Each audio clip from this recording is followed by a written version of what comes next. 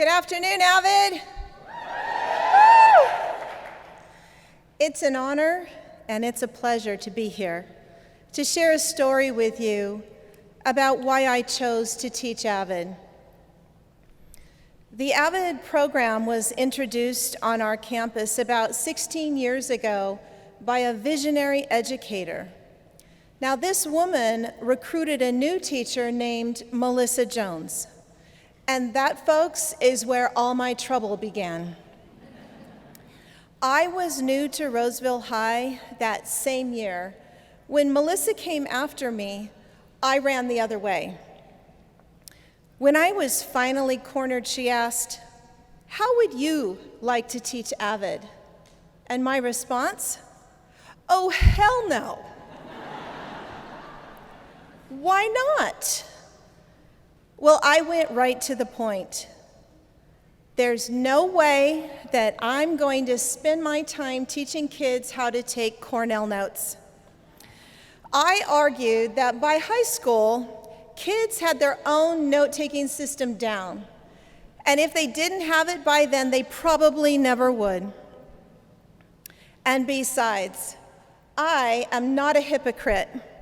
I will never use the Cornell note system, and I cannot teach something that I do not believe in. Besides, I had my own system, and it got me through college. Well, were you happy with your success in college, Melissa asked. Sure, I got the degree, I got the diploma. Yeah, but were you happy? How was your GPA? My GPA was great. But you know, I missed cum laude honors by 4/100ths of a point. And I still remember the day when I marched myself right down to the administration office at Sac State, and I argued my case only to find out that they don't round up. You know, said Melissa, that 4/100ths of a point was probably the difference between 1A and 1B on your transcript, and probably the difference between your note-taking system and the Cornell note-taking system. I was unmoved. Sorry, I said, not interested. Well, that was it. She left me alone for about a year. But next year, something new was happening in my English classroom. There was this line of kids at my desk weekly needing a grade check. Oh, they must be athletes, I thought. What sport do you play, I asked. Oh, there's no sport, Mrs. Clark. I have to do this for Avid. Oh, I see. Boy, did I see, all the way to Melissa's classroom. And I said, what is going on? Why are all these Avid kids in my English class? You know I don't teach Cornell notes. You teach kids how to write, she said. You use strategies that work. And you have a reputation with kids. They like you. Well, let's be honest. I don't care what they say. In education, flattery gets you everywhere. I was flattered. That went straight to my heart. And I found myself really working with those kids so that those grade checks would not get them into trouble with that mean old Avid teacher. Well, because Melissa and I shared some of those same students, she and I grew closer too. We talked a lot about kids that I now consider to be our Avid students. And she helped me hold kids accountable when kids were slipping in my English class. And then there was that fateful conversation that ended with her saying, "Oh, by the way, I need a chaperone." She said, "The kids want you to go." And I told them you probably would. You see, there was that flattery again. She's really good at it. She also has this bright, cheery way about her that makes you feel bad if you tell her no. I tried it. Geez, I don't know, I'm kind of busy. And my voice trailed off down this path of wavering uncertainty.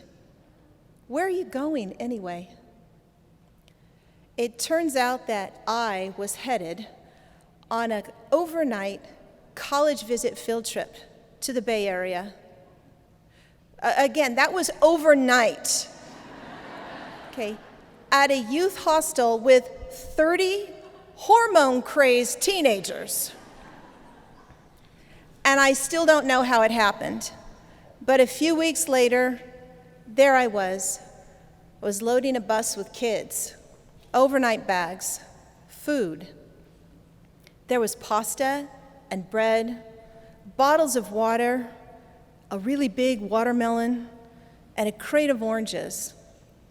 At the hostel, the kids were going to make dinner. Oh, by the way, said that bright, cheery Melissa, I put you on kitchen duty tonight.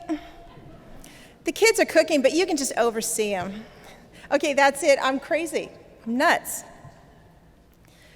Well, by the time we got to kitchen duty, we had walked all over San Francisco, touring campuses that are uphill in every direction. And the kids were exhausted, but they pitched in and they got dinner started. With the pasta pot heating on the stove, the girls, they just kind of gathered around this island chopping block. A couple girls busied themselves preparing French bread, and others worked on slicing that big old watermelon. Sonia selected a large butcher knife and the crate of oranges, and without any direction at all, she started halving them and quartering them and putting them in a stainless steel bowl. I had just kind of withdrawn from that circle and watched them work. And Sonia sure seemed to know her way around the kitchen and was quite good with that knife. And in fact, I even commented to her about it. She smiled without taking her eyes away from her work. It reminds me of being in the kitchen at my grandmother's house. The girls closed in around the island and they watched her work. Because you see, they too had those memories. In Mexico, we are in the kitchen all day. She paused and she drew deep inside herself. I don't ever want to be in the kitchen all day. I don't want to work like that. Her tone was deep, as though something from within was forcing its way up, and her words had to gather strength to keep this thing from overwhelming her. Her hands stopped. They were covered with the orange pulp and dripping with that sticky juice. And while the knife was still cradled in the palm of her hand, it too stopped. Sonia looked at her classmates, her cousins, her sisters in spirit and soul. None of us is going to work like our grandmothers who stand in the kitchen all day. All they do is make tortillas and grind coffee for the men who work in the fields. We are not going to do that. And, she said, as she tightened her grip on that dripping butcher knife and pointed around the circle of the girls to punctuate her words, we are not going to work like our mothers. My mama cleans 25 toilets every week. She cleans other people's messes. I won't do it. Her eyes filled against her will, but her resolve would not let them leak. Her voice was emphatic and final, with each syllable that escaped her determined jaw. I won't do it. And neither will any of you. Her grip on the knife loosened, and it dropped back down to cutting oranges.